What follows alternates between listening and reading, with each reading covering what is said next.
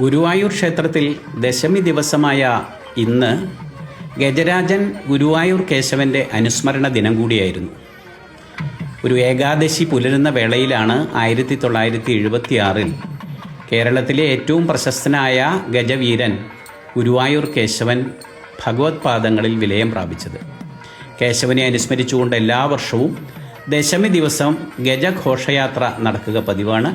ആ ഗജഘോഷയാത്രയാണ് തെക്കേ നടയിലൂടെ ഗുരുവായൂർ ക്ഷേത്ര പ്രദക്ഷിണം കഴിഞ്ഞ് തെക്കേ നടയിലൂടെ മുന്നോട്ട് വരുന്നത്. ഗുരുവായൂരപ്പൻ്റെയും കേശവൻ്റെയും ലക്ഷ്മി ദേവിയുടെയും ചിത്രങ്ങൾ എഴുന്നള്ളിച്ചുകൊണ്ടാണ് ഗജഘോഷയാത്ര ഗുരുവായൂരിലെ തെക്കേ നടയിൽ പുതുതായി നിർമ്മിച്ച ശ്രീവത്സം ഗസ്റ്റ് ഹൗസിൽ പുതുതായി നിർമ്മിച്ച ഗജരാജൻ കേശവൻ്റെ പ്രതിമയ്ക്ക് സമീപത്തേക്ക് എത്തുന്നത്. കൊമ്പൻ ഇന്ദ്രസനാണ് ഗജരാജന് ആദരാഞ്ജലികൾ അർപ്പിച്ചുകൊണ്ട് ഈ വേദിയിലേക്ക് കയറുന്നത്. ഇതാ ഗുരുവായൂരിൽ ശ്രീവത്സം അങ്കണത്തിൽ ആനകൾ എത്തിക്കഴിഞ്ഞു. മുന്നിൽ കേശവൻ്റെ ചിത്രം എഴുന്നള്ളിച്ചുകൊണ്ട് ഇതാ ഗജ നിരയിലെ ഏറ്റവും യോത്വമാർന്ന ഏറ്റവും സുന്ദരനായ കൊമ്പൻ ഇന്ദ്രസൻ ഇതാ മെല്ലെ മെല്ലെ മുകളിലേക്ക് കടന്നു വരികയാണ്. ഗജരാജ പ്രതിമയ്ക്ക് മുന്നിലെത്തി ഇന്ദ്രസൻ തൻ്റെ മുൻഗാമിയായിരുന്ന കേരളത്തിലെ ഏറ്റവും അറിയപ്പെടുന്ന ആനകളിലൊന്നായ ഗജരാജൻ കേശവനെ ഇപ്പോൾ അനുസ്മരിക്കുന്നു. ഗജരാജൻ കേശവനെ അഭിവാദ്യം ചെയ്യുന്ന ദൃശ്യം ആണ് നമ്മൾ ഇവിടെ കാണുന്നത്. ഗുരുവായൂരിലൊട്ടേറെ ആരാധകരും മാനപ്രേമികളും ഗുരുവായൂർ ദേവസ്വം ഭരണാധികാരികളും ഗുരുവായൂർ ദേവസ്വത്തിലെ ഉദ്യോഗസ്ഥരും അടങ്ങിയ വൻ നിര ഈ ചടങ്ങിനെ സാക്ഷ്യം വഹിക്കാൻ വേണ്ടി രാവിലെ തന്നെ എത്തിയിരുന്നു.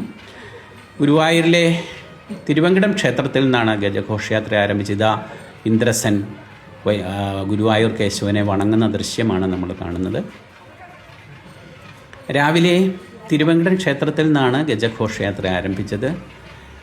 എല്ലാ വർഷവും പതിവുള്ളതുപോലെ ഇക്കുറി ആനകളുടെ എണ്ണം ഉണ്ടായില്ല എന്നത് ആരാധകർക്കിടയിൽ ചെറിയൊരു വിഷമം ഉണ്ടാക്കി.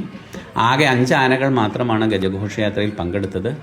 10-ൽ കുറയാതെ ആനകൾ ഉണ്ടാകുമെന്നായിരുന്നു ദേവസ്വം അറിയിച്ചിരുന്നത്. എന്നാൽ യാദൃച്ഛികമായി പെട്ടെന്ന് ചില ആനകൾക്ക് വരാൻ പറ്റാത്ത സാഹചര്യം ഉണ്ടായതുകൊണ്ടാണ് 5 ആനകളുടെ ഘോഷയാത്ര നടന്നത്.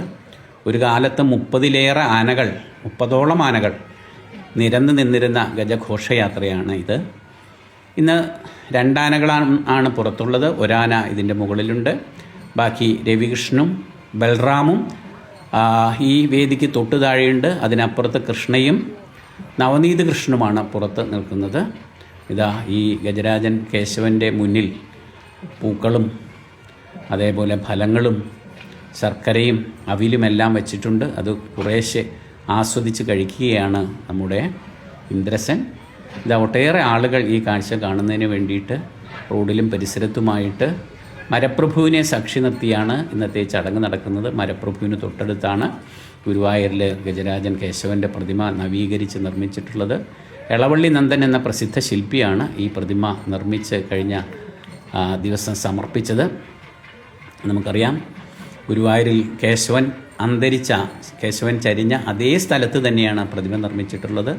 1976 ഡിസംബർ 2-ാം തീയതി ഏകാദശി പുലരുന്ന വേളയിലാണ് കേശവൻ ചരിഞ്ഞത്. അക്കാലത്ത് നവമി നെയ്വിളക്കിന് എഴുന്നള്ളിച്ച് നിൽക്കുമ്പോഴാണ് കേശവന് വയ്യായ്ക അനുഭവപ്പെട്ടത്. ചെറുതായിട്ട് ആനയൊന്ന് ഛർദ്ദിച്ചു. അതോടുകൂടി കോലം മറ്റ് കൂട്ടാനയ്ക്ക് കൊടുത്തുകൊണ്ട് കേശവനെ പുറത്തേക്ക് കൊണ്ടുവന്നു. ഇവിടെ കൊണ്ടുവന്ന് കെട്ടി നവമിയും ദശമിയും മുഴുവൻ ഈശ്വരഭജനം പോലെ ഗുരുവായൂരപ്പനെ പ്രാർത്ഥിച്ച് കേശവൻ നിന്നു. ഏകാദശി പുലരുന്ന വേളയിൽ നിർമ്മാല്യ സമയത്തോടടുത്ത് കേശവൻ ഈ കാണുന്ന തറയ്ക്ക് സമീപം ഭഗവാനെ സാഷ്ടാംഗം നമസ്കരിച്ചുകൊണ്ട് വീഴുകയും ഏതാനും നിമിഷത്തിനകം പ്രാണൻ നഷ്ടപ്പെടുകയുമാണ് ഉണ്ടായത്. കേശവൻ്റെ മരണശേഷം ഇതേ സ്ഥലത്ത് തന്നെ ഗുരുവായൂർ ദേവസ്വം കേശവൻ്റെ പ്രതിമ നിർമ്മിച്ചു. 1982 പ്രതിമ നിർമ്മിച്ചത്. അതിനുശേഷം ആ പ്രതിമ 2022 പുതുക്കി നിർമ്മിച്ചപ്പോൾ ആ പ്രതിമയ്ക്ക് ഒരുപാട് വൈകല്യമുള്ളതായി ആളുകൾ കണ്ടെത്തുകയും അതേ തുടർന്നാണ് ഈ വർഷം വീണ്ടും മനോഹരമായിട്ട് പ്രതിമ പുനർനിർമ്മിച്ചത്.